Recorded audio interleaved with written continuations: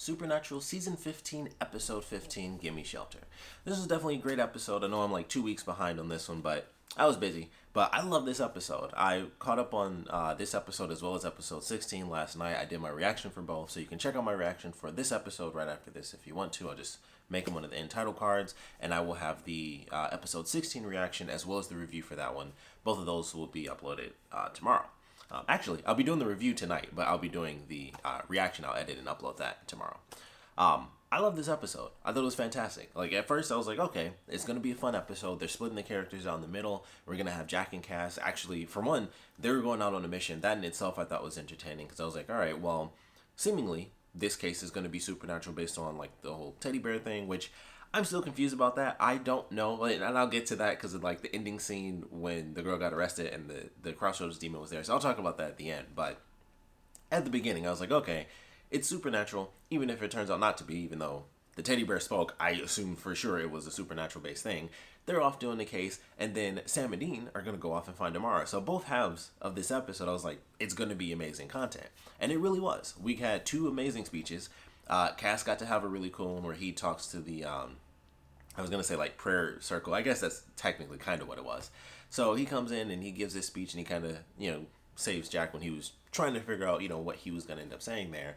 And he talks about how, him being an angel, he used to just follow orders and just believe in the plan. And things were chaotic. Like, I didn't look ahead. I just kind of saw the mission that I was given, and that's what I did. That was the plan. And then things started to fall apart, and I didn't know who I was. And eventually, I became a dad and stuff like that. And I thought it was really good. I was like, this is a really cool moment. So amazing speech there. And then Dean talking with Amara when he, they had their first conversation, and it was like, okay, well, it doesn't seem like things are going too well. She doesn't want to betray her brother. We also get some new lore. We find out that she was not the firstborn.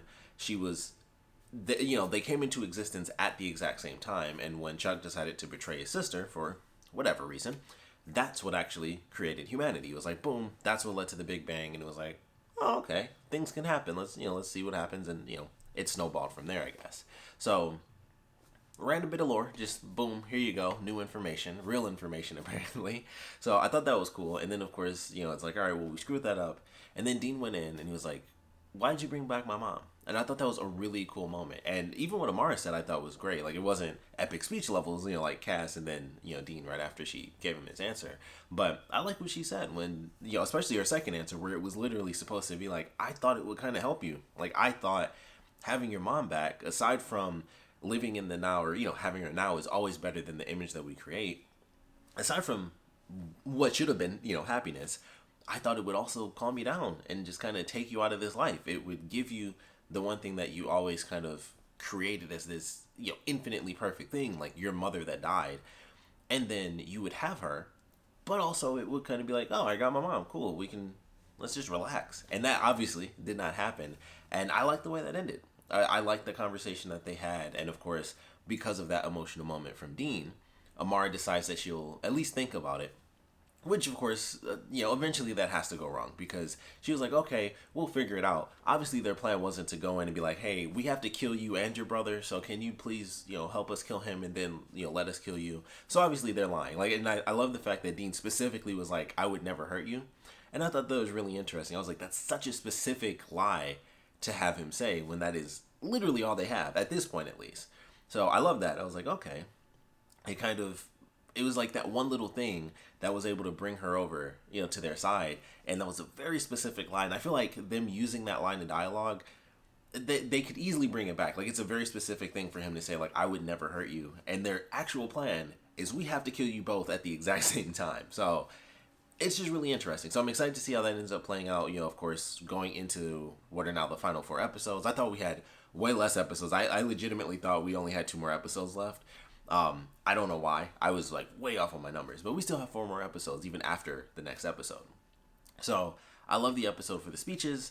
I like how they handle both halves, where it's like, okay, we got the conversation between Sam and Dean is like, what are we going to do going forward and trying to figure this stuff out. So I like that concept. I thought that was fun. And then of course the case itself was really good, and Jack gaining a little bit of extra perspective, and then the same for Cass, where he kind of has to go through some of the things he's dealt with. The case itself was fairly simple. I knew it was going to be the girl. First off, the girl that ended up being the killer, I knew her from another show, so I was like, whenever it's someone I recognize, I'm like, you're the killer. You're someone important. So I was like, I knew it was gonna be her. I was like, oh, it's that really pretty girl from Defiance from Sci-Fi. She's the killer. So that didn't surprise me. I was like, okay, either it's just her or it's gonna be her and the dude, because they mentioned the guy was like, oh well, things didn't exactly end amicably, but it's still so okay. He has some tech skills, and I was like, all right, so he could be involved, but for sure, it's gonna be that dude's daughter. And I was like, so it's probably both of them, and then they find him, and he's been dead forever. So I was like, okay, then that just leaves her. And I was like, all right, there was no mystery there for me in any way, shape, or form. It was just like, well, let's see how it plays out. So I still enjoyed it. I like the way they did it. I like the fact that it was a character that she was like in that crazy weird middle ground where it was like she was clearly like super religious, and that was why she was hurting everybody, because it was like, oh, you guys don't believe in God, and that's why she hated her dad, because it was like you turned everybody against her and made her seem like she was just crazy and stuff like that. So I like that concept. I would actually like to see that kind of go a little bit further. And when they had the ending to the episode, when she ends up being arrested and they show that the Crossroads demon that was talking to Cass and Jack, he was in the car with her, and that's right after her dad was like, she won't be alone. So for me, and I mentioned this in my reaction, so like I it hasn't changed since I actually watched the episode, but even then I was just like, I don't think that was him referencing the fact that he made the deal with the Crossroads demon, because they would have had to have thrown a scene in there somewhere to be like, he knows supernatural stuff outside of literally he found out angels exist. So I'm like, that can't be what he's referencing. I just assumed like he was saying she won't be alone and he'll be there to watch over her. But then they showed the demon, and I was like, okay, I would assume that that's going to come back in a couple more episodes, because obviously it's the final season. Like, if this was not the last season, I'd be like, okay, that's one of those things they could do where it ends, and then they could have brought her back, in the next season, and she ends up working with demons, and, they kind of warp her mind, because obviously she was crazy enough to start killing people in the name of God. So, it was something that could have developed. So, they might actually do that, because the way they ended, I was like, well, that's super weird. You can't just end on a cliffhanger like that. And like I said, if it was not the final season, I would just be like, oh, that's next season. We'll see that later. But I would assume she has to come back in the next couple of episodes, and they're going to do some minute thing. Well, I guess it won't be minute if it comes back, in like the final 4 episodes. But something's got to be going on there, because otherwise, that is the most random scene to ever put into anything, where it's just like, boom, here's this Crossroads demon, and she's been arrested, and then the demon ends up taking her, and then nothing happens with that. So I feel like the demon decided either he was just going to do his own thing, or they are going to reference the fact that maybe something else did end up happening there, because that's like the only other thing. Like, and once again, there were no ties seemingly to anything supernatural, even from her perspective. But that teddy bear thing in the very beginning, I was like, okay, so was that just supposed to be the bear talks? Which I don't think it does. I think it was just meant to be a normal bear, but the mouth moved. So I was like, all right, well, it's supernatural. And then it was just her kidnapping and killing people. So I was like, I'm a little confused about that part. And then once again, the ending, the demon just pops up again. So they have to bring that back.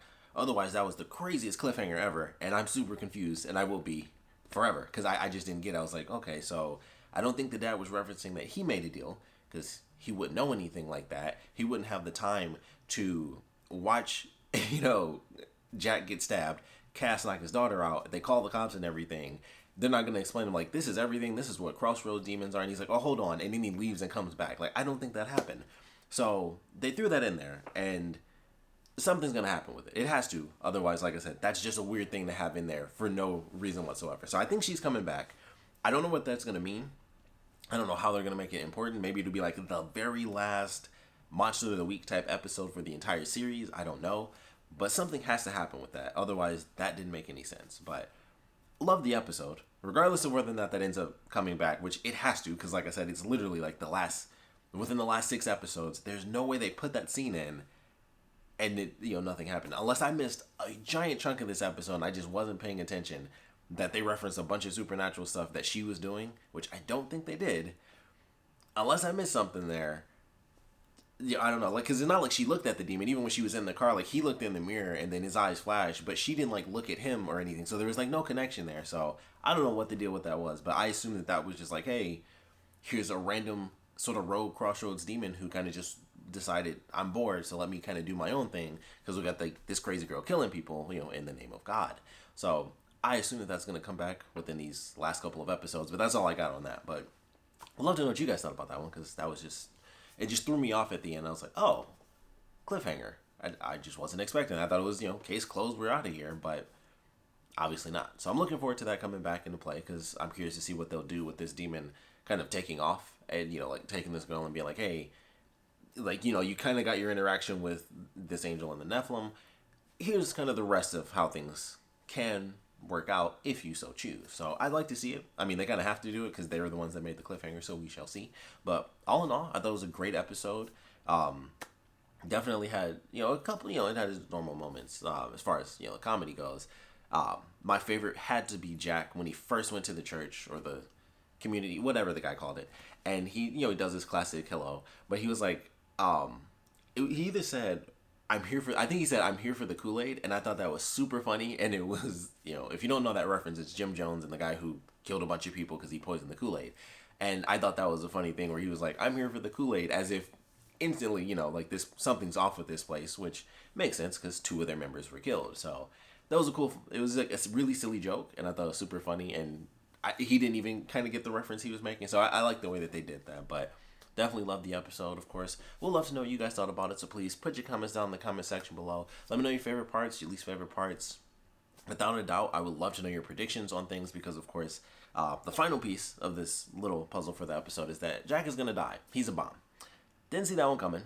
That was, aside from new lore, that was like the big ending, and it was just like, surprise, I'm going to die, don't tell Sam and Dean.